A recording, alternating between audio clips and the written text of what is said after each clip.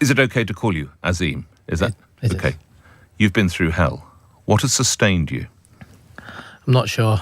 I just think a lot of Barnsley and Karachi upbringing in me, and I knew that what I was standing up for was right.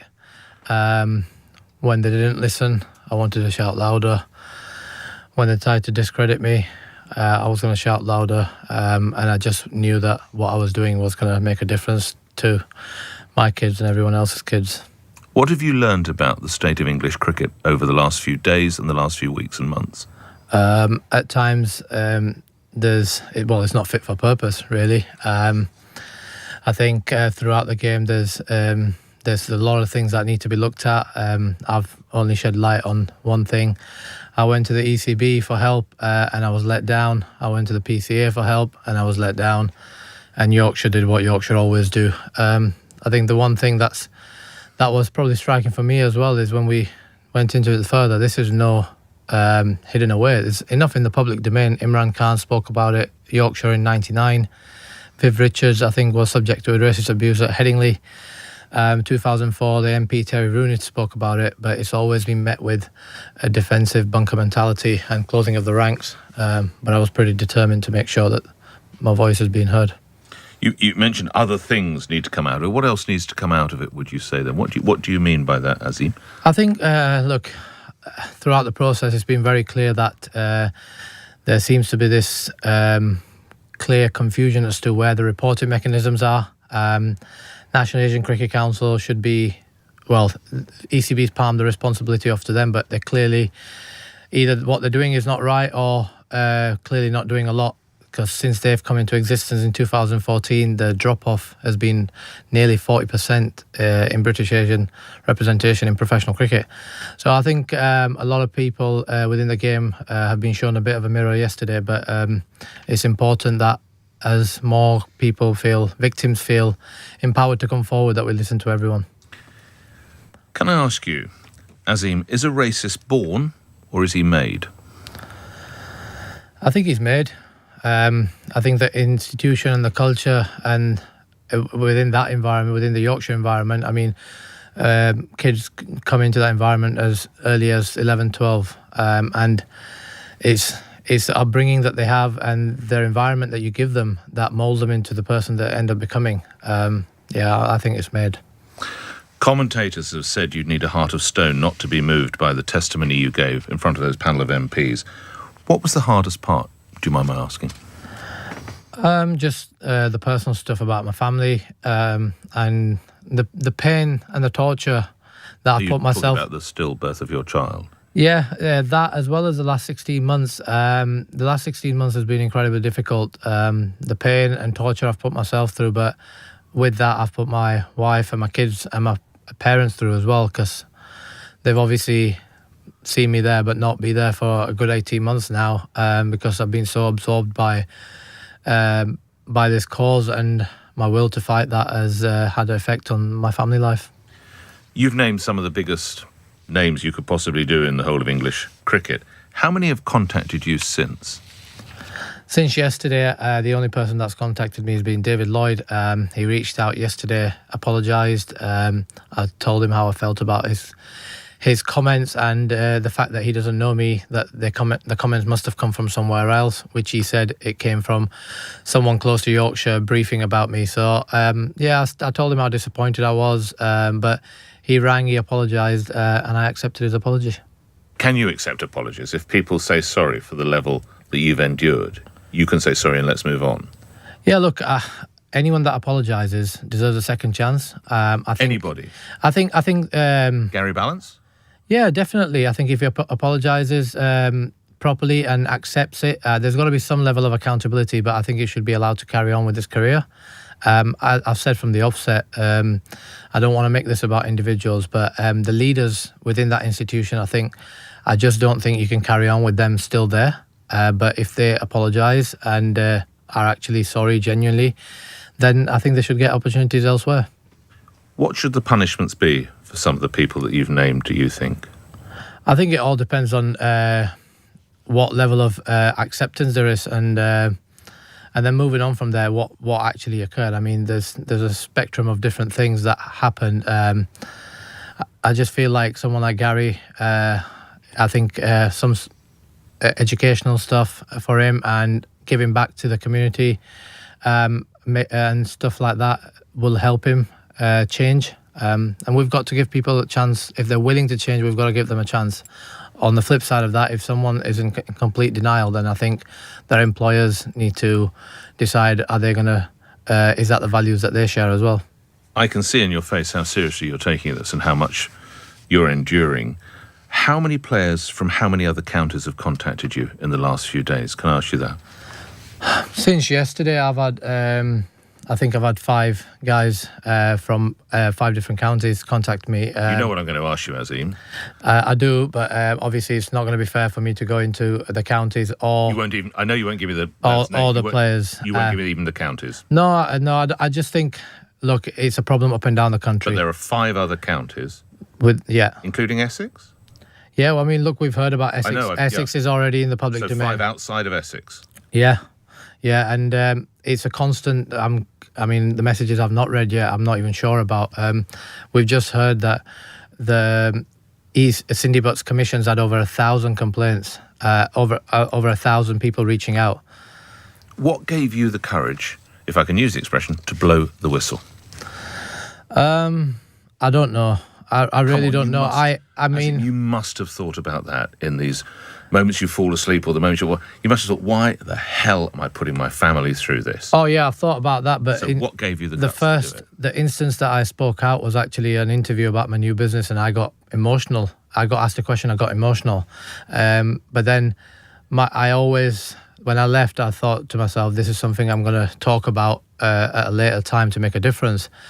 But yeah, it came out when it did, and what's kept me going is my fight comes from the fact that way I got treated through the loss of my son is I just think that was just so wrong that these people needed to give some answers.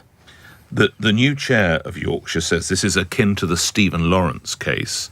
Do you see it at that level, Azeem? Look, I hope it's what yesterday's done has made people realise on both sides that this has got to change. We're in 2021. I mean, I've not seen much of how big it's got, but clearly it's got pretty big, and hopefully it's not just a 2-week outrage and then we go back to normal. It's very important that that there's some change, and change quickly. And you'll be aware that in another sport, football, they hand out quite long bans. Remember, Suarez was banned for 8 games for abusing another player. Do you think cricket needs to move to that level? Do you think cricket is almost trying and sit on this scandal? Well, it's tried to sit on this scandal for 16 months. Should there be longer bans? I think there's got to be some sort of accountability. Like I said, we've got to get the balance right with accountability to send a message that this is not going to be acceptable, but at the same time also try and help the people, if they're willing to change, do change. I don't need to tell you that the Ashes are on next month. I've taken a look at the England men's Ashes squad. There's 1 ethnic minority player. What does that tell you about advances of what you're trying to bring forward? Everything that you need to hear, really. I think they're crystal clear, isn't it? The talent is there. You look up and down the country. Yorkshire's got... What stops lads, and we're talking men's sport, cricket, of course, women play as well, but what stops lads coming forward then? Why won't they do it? Fear of the institution, fear of getting character assassination, trying to live a dream for themselves and their families. A majority of us come from pretty normal backgrounds, so it's a way to put food on the table. You said earlier you're part Karachi, part Barnsley. Come on, Azeem, what does that mean? Well, obviously I was born in Karachi. I moved to the UK in 2001 and have spent all my life since in Barnsley. What's the Yorkshire bit of you then? Barnsley is in Yorkshire. Yeah. I think in a way, the fight and the stubbornness possibly comes from Barnsley. Are you a stubborn bloke? Yeah, I think I can be. I know when I'm standing up for right, it's important that you stick to your values, and I've been brought up in a way that values are important. Next time Yorkshire play Lancashire, who would you be supporting? Look, Yorkshire's my club. It will always be my club. It's a shame where we've got to. I tried everything to stop it getting there, but it became pretty evident that we needed to have this car crash to actually move forward. They talk of a clear out. Do you buy that? Well, actions will speak louder than words. What do you mean by that? As in, when you say what do you need to see then? Well, I think, look, a few members of the board have left already. I think the ones that are left in leadership positions who were there when this happened have to go. And then it's a start to rebuild. But I want genuine. I don't want PR. I don't want to see tokenism. Stuff like that puts us back. Organic change through really dealing with this aspect right at the youngest age possible. Next month, Joe Root is likely to lead England out in the first test against Australia. You going to be pulling for him and for the team? Hell yeah. I am. What's your view of Joe Root? I mean, Root is a top man. I'm immensely proud of all the lads that are captain at the 2010 Under-19 World Cup, and Rooty, Stokesy, Joss. I'm so proud of each and every one of them that they've been able to go forward and achieve their dreams. Yeah, and it'll be great to see them come back with the Ashes. It's worth... You think we can win the Ashes? I'm sorry, this is a total cricket question, but I have to ask that. Why not? Why not? I think India showed... For all you've been through, I don't know. Have you even looking on the cricket side? Well, maybe I haven't, but look, India showed how to play cricket in Australia, and with a pretty deflated side, still beat that Australian team. So I don't see any reason why not, especially with Ben Stokes back. Coming back to the fact, you skippered the Under-19 team for England, hugely talented player. Did you experience any racism in that setup? No, I didn't. It's not something I actually really enjoyed when we were away with England age groups, because it was like a breather. No, I didn't. Why might that be, Azeem, do you suppose? I'm not sure. I guess... Yeah, it's really difficult to put a finger on it. It's just something it was so evident at Yorkshire that it stands out for me, and it just never did when I was there, and I was very happy. You've talked about other cricket players contacting you. Have other sportsmen or sportswomen contacted you during this? The last couple of days I've not been able to read my phone, but I had a really nice phone call from Gordon Taylor last week, which was really something I appreciate. This is the really nice. Professional Football Association, PFA. Yeah, and that's something I was very appreciative of. What did he say? He just encouraged me and just said that he's behind me, and if there's anything he can do to help, he would love to do it. I guess where I'm coming here is this unique to cricket? Well, look, it's difficult for me to comment on sport, other sports. What do you think? You speak to other men and women, other key sports people. What do you reckon? I actually haven't spoken to other men and women from other sports, but what I will say is the footballers over the last, since the pandemic, in Jordan Henderson and Marcus Rashford in particular, have showed the society how to behave, and hopefully we can all learn from that. I mean, another prominent name I have to put to you, Michael Vaughan, is still saying this didn't happen. What would you say about that, Azeem? Like I said yesterday, it might not be something he remembers because it didn't matter. The institution and the environment, it was such a norm in there that no one would even sort of see that as important. But he was my hero. I watched the 2005 Ashes and built my game around him and his captaincy, and it hurt me then and it hurts me to this day. The politicians talk about wanting immediate action. What does that mean to you? Look, that was a sigh. Yeah, it's difficult, right? Because immediate action, if that means tokenism, then I definitely don't want that. I think first and foremost, the hotline that Kamlesh has started, and hopefully every county will be doing, is we need to listen to all the victims and hear them and support them, and then try and formulate a plan which, moving forward, is going to get tangible change over... But what might that plan be? I'm not sure at this stage, if I'm being perfectly honest, but I think accountability has got to be the top, some sort of code of conduct for this behaviour. So there's a clear if this happens again, this is what happens. I think reporting mechanisms, there's got to be clarity there, because I went to the National Asian Council, the PCA, the ECB, everywhere I could possibly go, I went, and no one was interested. So I think them couple of things would be a start, and then I think education has got to be key. In what way? How do we educate our way out of this, would you say? I think lived experiences, so like the victims that are going to come forward and tell them, I think we've got to get them involved, because I think when people will hear from someone talking about what them little comments, how they made them feel, I think that'll sit there with people a lot more than some classroom-based PowerPoint presentations. Would you be, if the Prime Minister was to start a commission or inquiry, would you accept being part of that? Well, the commission in inquiries is, I'm not sure if that really solves anything. Does it just delay the inevitable? I mean, the stats are there, the problem's there. Over 1,000 people in a week. That should show you how many people we've missed out on. What are we trying to achieve? Diffuse it, play it down. I think it's important. It's time for action. I'm sick of commissions and inquiries. What's your view of the ECB through all of this? Well, they've let me down for definite. I think a little bit of sympathy. I think they got sold down the river by their member. I think they trusted Yorkshire to do the right thing, but it was evident that they weren't going to.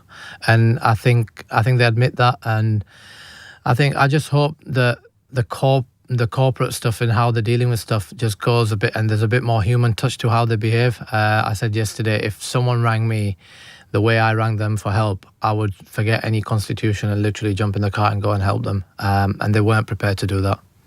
How likely is it you'll ever go to Headingley to watch Yorkshire or England play cricket again? Well, hopefully in the future, if the game changes. And you won't go to Headingley until the game changes? No, definitely not. I don't want to be. It's not something I want to be a part of till I'm comfortable that the game is taking it serious. And what is that? What change is required that you would go and see either your county or your country play at Headingley? Opportunities, fair, equal opportunities for everyone. I want to see kids being able to play the game and not be subjected to the treatment that I have been. You said you don't want your lad playing cricket, right? I know he's only a toddler now, but he's bowling in the back garden. He actually bowls you out 6 balls out of 6, completely. The ball's flying everywhere. Come on. You want him then to play the sport? I don't. Why? I don't want my son to have the mental scars that I've got. And that is just me being brutally honest. As I said before, if the game shows me that it's wanting to change and we see some sort of change, then yeah, obviously I'd love him to, because I love the game. But I don't want I'm a parent, I don't want my kid, I don't want to see my son in pain. What's the biggest scar? I think the fact is that really I should still be playing cricket, and I didn't realise what effect these comments were having on me, and by the time I did, I was broken. Are you getting help, professional help? Yeah, I've been getting some good help, especially the last few months, and it's made a big difference. And what have you learnt from that? If there's a young lad or girl listening now who's having all sorts of problems, maybe has not a white skin, going through all of this, listening to you, you are absolutely at the vanguard for this. They're listening to the radio, they're going, what lesson would you pass on to that young lad or that young girl now? Well, look, it's helped me speaking to someone. Also, no matter how tough it gets, there's always something positive to come out of it. And as I said yesterday, if what I've been able to do yesterday and today, if that really brings a place where you've got representation at England level and throughout the counties, then yeah, it'd be something I'm very proud of. When you were a lad, do you regret picking up the bat or the ball? At times I have felt like that. Really? At times I felt like, did I even bother playing this game? You captain England at under-19s. You're a supremely successful career. You sometimes think, why the hell did I ever get into this, huh? Yeah. At times over the last 16 months I've watched, turn the TV on and cricket's on, and I'm like, why the hell did I ever put myself through everything that I put myself through to play that game when the game clearly didn't want me. Last couple of questions. You've really been incredibly brave in what you've done. I have to ask you, has it been worth it? Well, I think that'll be something that we'll see in the months and years. Let me rework that question. What will make it worth it? Let's put it that way, Azeem. An England team with representation, counties up and down the country, with Asian players, player of colour, black players. A game that has supporters that are welcomed into the grounds, facilities for them, and yeah, just overall, just a nicer environment. You're a dad. Your lad, in a few years' time, picks up a cricket ball and a cricket bat and says, "Dad, shall I give this a go?" What are you going to say? Difficult for me to say, but if nothing changes, then I would try and encourage him not to. Not football, surely. Well, I'm not sure what, but yeah, that's just how I feel about the game right now. Azeem Rafiq, thank you for your time. Thank you.